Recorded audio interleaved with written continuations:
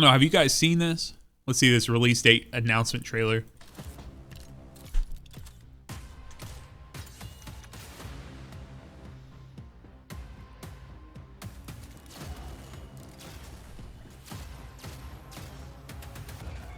Game's crispy. I love all the character designs.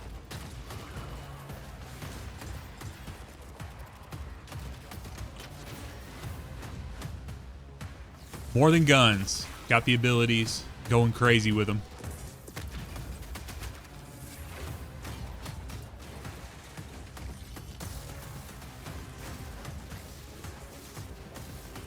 I don't think I actually played when I was in the beta. I didn't play the Arc Hunter, like a roaming hunter.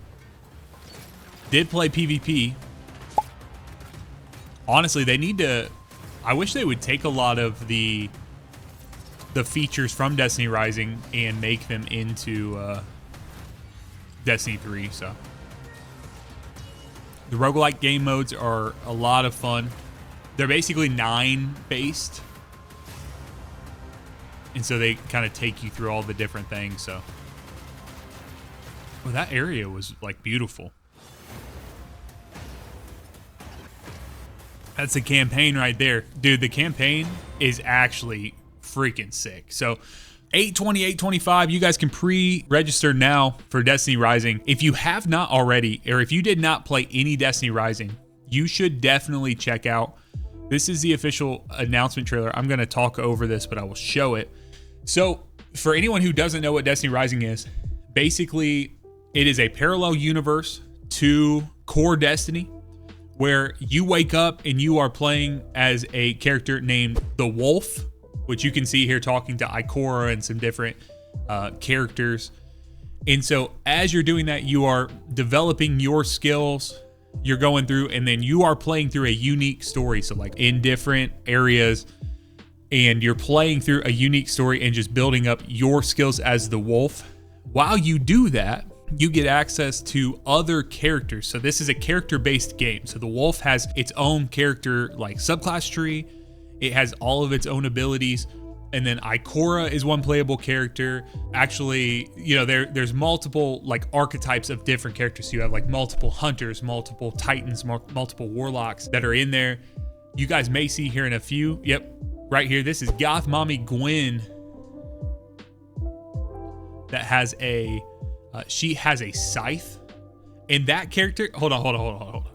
So this character right here, let's talk, because I don't think he gets enough recognition for what he's doing. So this character here, yep, right here.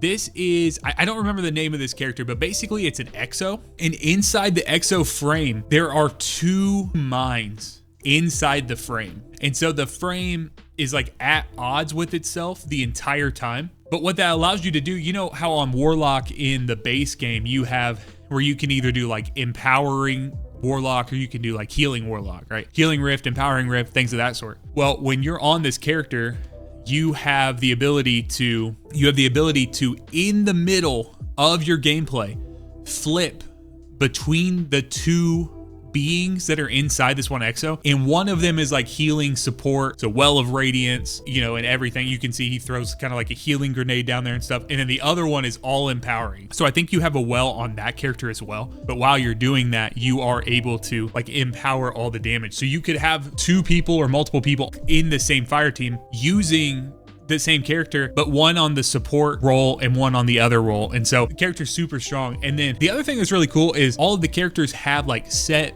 weapon archetypes that they can use. So like I think that this character here, he can use snipers and scout rifles, so he's more long distance backup. Gwen here, you'll see Gwen is utilizing shotgun, and then I can't remember what her heavy, but you basically have 2 weapons. And so yeah, just slashing all around. Yeah, dude, like all of these characters are just unique characters with subclass trees, things of this sort. Now, the elephant in the room is the gacha mechanics. You know, you get in there, you're rolling, things of that sort. I'll be honest, you know, if you pace yourself, I don't think you're gonna have to spend money on this game if you don't want to. But It's a free-to-play game. The campaign is robust. You can get in there. There are guilds or clans or whatever you want to call them that you can get together and play and kind of do that. So I think you guys should definitely check out Destiny Rising. I really, really, really enjoyed my time. And what I always said about it was it's unique Destiny fun, meaning if you have played Destiny over the years, you have the ability to experience things in the game for the first time in like a novel way. So some way, like some missions you've not seen before, akimbo weapon, the abilities, the way that you interface, new void supers, new solar supers.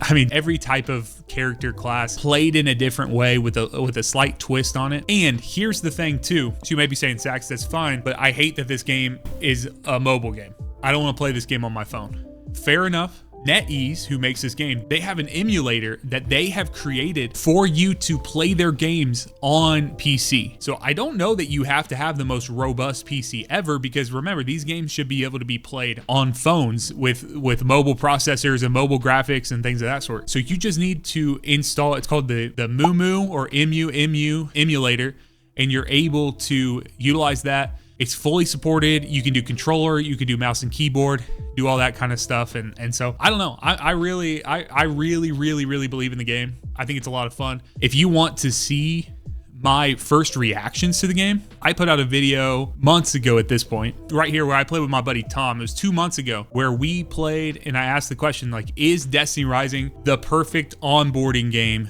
for a new player? So like Tom, he had never played any Destiny.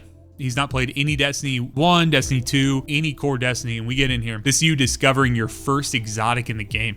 Satya Lixni Smart Bomb is what it's called. And so basically it's just a grenade launcher, getting in here, and then this is kind of like an introductory mission. So you're going in, and you can see on the screen, guys, you can see here, let me hide my screen real quick. So you can see this is what the actual like mobile platform will look like. So if you're holding this in your hands, like you would utilize these buttons that are on like the right hand side. So it's telling us, because we were using an Xbox controller, it's telling us like, okay, you can hit the LB, RB, whatever to cast these different abilities, but you also, you could use this in like a mobile capacity as you're just tapping on the screen, things of that sort. So I'm going to be playing Destiny Rising.